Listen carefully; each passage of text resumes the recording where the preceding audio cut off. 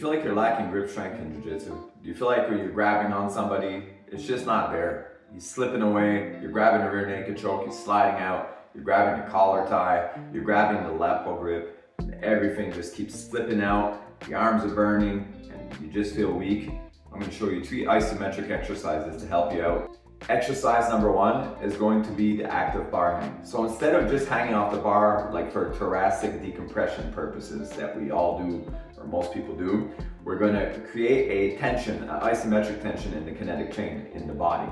So what we're going to do this is we're going to grip really strong on the bar, we're going to overcompensate with the grip, force through the bar, try and break the bar, we're going to flex the elbows slightly, and we're going to pull the shoulder blades down and back a bit. What this does, first of all, we're not creating unnecessary tension in the ligaments. Second of all, it's forcing the scapula, the rhomboids, and the lower mid traps to contract. And what this is going to do, it's going to help our hands to grip too. You'll see. So what we're going to do with this is we're going to lock it in. We're going to lock it in and hold the longest we can. 3 sets of max time. If we can hold this for over 60 seconds, we're going to add some weight. So either a dumbbell in between the legs, or a kettlebell with a belt, with a dip belt, or we're going to add a weight vest, okay? We're going to hold this, like I said, the longest we can. Exercise number 2 is going to be the chest supported row. So the reason why I put the chest supported row and not the conventional barbell row is that, well, when we're doing a lot of grappling and we're getting banged up, the barbell row, although I love this exercise and there's not many things more manly than a barbell row, but what we're going to do with this is that we're going to alleviate some tension on the lower back, which is pretty good when we're sitting, seated guard and everything, and all the pressure is building up in our spine and everything. So the way to do this properly is we're going to take our elbows and we're going to pull them towards the lower abdomen, okay? We're going to lift them up and bring them far. We're going to squeeze the shoulder blades and we're going to hold the position, okay? We're going to hold it for the longest possible. Now, once again, if the time is becoming too long, like let's say I can hold it for 2 minutes, just add weight.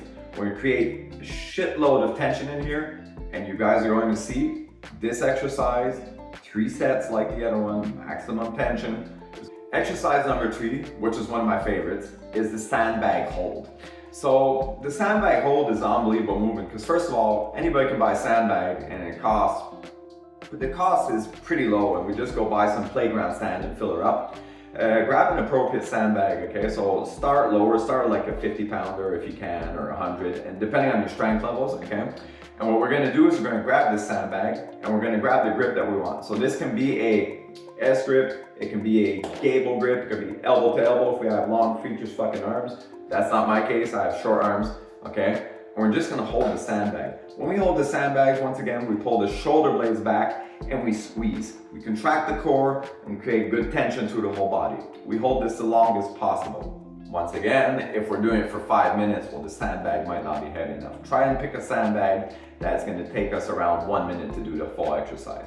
This, once again, is gonna help with amazing amounts of full body isometric tension, which is gonna be great for pulling on somebody, for choking them out, for grabbing, whatever position that requires us to pull. So what I want you guys to do is you pick one of these 3 exercises, okay? And we're gonna apply them 2 to 3 times per week at the end of our workouts. We're gonna do it for 6 to 8 weeks.